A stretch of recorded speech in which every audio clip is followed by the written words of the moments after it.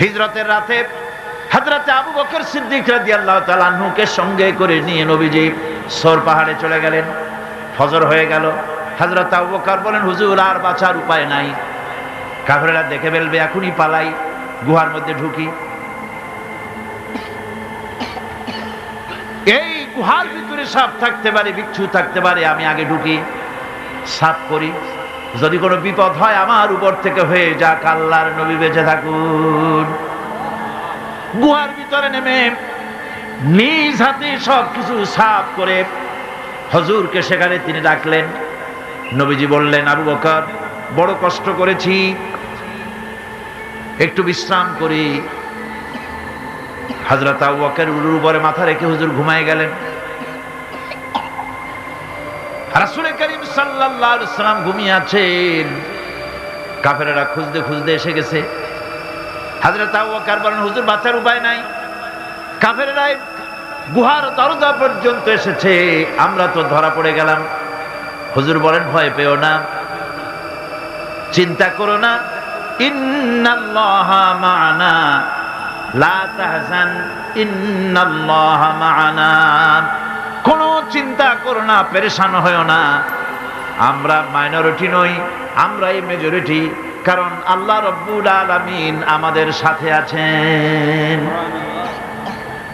কাফেররা কিচ্ছু করতে পারলো না, আল্লাহ পাক হেফাজত করলেন, আল্লাহ তাকে মদিনায় আনলেন, আল্লাহ প্রেসিডেন্ট বানাই দিলেন। সুবহানাল্লাহ, সুবহানাল্লাহ কইতে ইচ্ছে করে না? দুনিয়ায় এই ষড়যন্ত্র নতুন কিছু নয়। হযরত ইউসুফ আলাইহিস সালামকে এই কোরআন সাক্ষী, কে সাক্ষী? ইউসুফ আলাইহিস সালামকে ভাইরা ষড়যন্ত্র করে কুয়ার মধ্যে ভালাই দিল, কুয়ার ভিতরে ফেলে দিল। ওরা মনে করলো কুয়ার ভিতরে ইউসুফ আলাইহিস সালাম মরে যাবেন, আর মাথা উঁচু করে দাঁড়াইতে পারবে না। কিন্তু ইউসুফ আলাইহিস সালামের ভাইরা বুঝতে পারে নাই এটা কোনো কুয়া নয়, মরণ কুয়া নয়। আল্লাহ এটাকে বানালেন একটা টানেল, একটা সুড়ঙ্গ, একটা মুখ দিয়া ইউসুফ আলাইহিস সালামের ভাইরা ইউসুফ আলাইহিস সালামকে কুয়ার মধ্যে ফেলে দিলেন। কুয়ার আরেক মুখ দিয়া রব্বুল আলামিন হযরত ইউসুফকে নিয়ে মিশরের প্রেসিডেন্ট বানায় দিলেন। আল্লাহ রাব্বুল আলামিনের এই প্রচন্ড ক্ষমতা। ইন্নাল্লাহা আলা কুল্লি শাইইন কাদির, সমস্ত জিনিসের উপরে কুদরত রাখেন, ক্ষমতা রাখেন। মোমেন ব্যক্তি এসব শুনিয়া কলিজা ফুলিয়া দেহের চাইতে কলিজা বড় হয়ে যায়। সুবহানাল্লাহ। দুনিয়ার কাউকে পরোয়া করে না, পরোয়া করে কেবলমাত্র কাকে? আল্লাহ পাককে। মাথা নত পৃথিবীর কারো কাছে করে না, মাথা নত করে কার কাছে? জোরে কোন কার কাছে? কেবলমাত্র আল্লাহ রাব্বুল আলামিনের কাছে। যারা অহংকার করো, আমার আইন ভালো লাগে না, আমার দিন পছন্দ হয় না, আমার ইসলাম ভালো লাগে না, যদি পছন্দ না হয় বেরিয়ে যাও।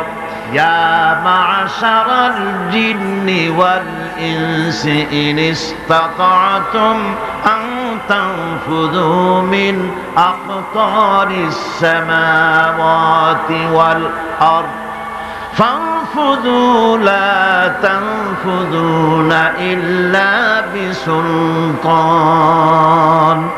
ইয়া মা'শারাল জিন, হে পৃথিবীর জেনেরা, ওয়াল ইনস, এবং পৃথিবীর মানুষেরা, যদি সম্ভব করতে পারো আমার এরিয়া থেকে, আমার বিশ্ব থেকে, আমার পৃথিবী থেকে বেরিয়ে যাও।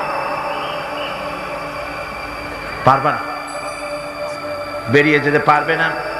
আকাশ আর জমিন দিয়ে এমন ভাবে কভার করেছি, এমন ভাবে প্যাকেট করে দিয়েছি, আমার এই এরিয়া ছেড়ে বেরিয়ে যাওয়ার কোনো উপায় নাই। আছে উপায়? কোনো উপায় নাই। সুতরাং অহংকার করো না, টাকার অহংকার, বিদ্যার অহংকার, স্বাস্থ্যের অহংকার করো না। অনেকে স্বাস্থ্যের অহংকার করে, আমি বলি স্বাস্থ্য খুব ভালো, খুব ভালো, হাঁটার সময় মাটি মসমস করতে থাকে। আপনি কি করতে পারবেন এই অহংকার করে? আল্লাহ পাক বলছেন, ওয়ালা তামশি ফিল আরদি মারহান ইন্নাকা লান তাখরিকাল আরদা ওয়া লান তাবলুগাল জিবালা তুলা। আমার এই জমিনের উপরে অহংকার করে হেঁটো না। তুমি তোমার পায়ের আঘাত দিয়ে আমার জমিনটাকে ধসায় দিতে পারবে না, আর অহংকার করে তুমি পাহাড়ের উচ্চতাও ছাড়াই যেতে পারবে না। সুতরাং অহংকারও করো না। আল্লাহ পাক অহংকারীকে পছন্দ করেন না। অহংকার করা আল্লাহ নিষেধ করে দিলেন। যে ব্যক্তি মুমিন, ঈমান জেনেছে, অহংকার থেকে সে মুক্ত হয়ে যায়, এটা ঈমানের বড় ফায়দা।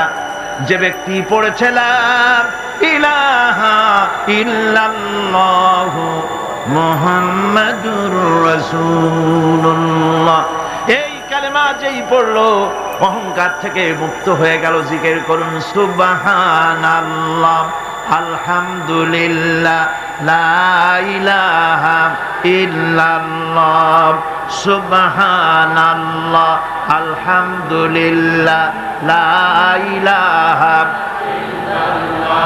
অহংকার কার জমিনে করবি? জমিনের মালিক হচ্ছেন আল্লাহ পাকে। জমিনের মালিককে চিল্লায় কোন? আরো জোরে বলেন, জমিনের মালিক কে? লিল্লাহি মা ফিস সামাওয়াতি ওয়া মা ফিল আরদ। আকাশের মালিক, জমিনের মালিক, সার্বভৌমত্বের মালিক, সব কিছুর একচ্ছত্র মালিকানা কার হাতের মুঠায়? আল্লাহ পাকের হাতের মুঠার মধ্যে। সুতরাং মুমিন ব্যক্তি, যে ব্যক্তি ঈমান আনবে, তার মধ্যে অহংকার থাকবে না, সে অহংকার থেকে মুক্ত হয়ে যাবে। আমার বন্ধু, ঈমান যে আনবে, আল্লাহ পাক বলেন ওয়াইবাদুর রহমানিল্লাযীনা ইয়ামশুনা আলাল আরদি হাওনা। রহমানের বান্দা যারা, তারা জমিনের উপরে মাথা নিচু করে তারা হাঁটে, বিনয়ের সাথে হাঁটে, অহংকার করে না। বুক ফুলায়া মাথা উঁচু করে অহংকার করে হাঁটে না। দেখে নেব, এরকম করে চিল্লায় না।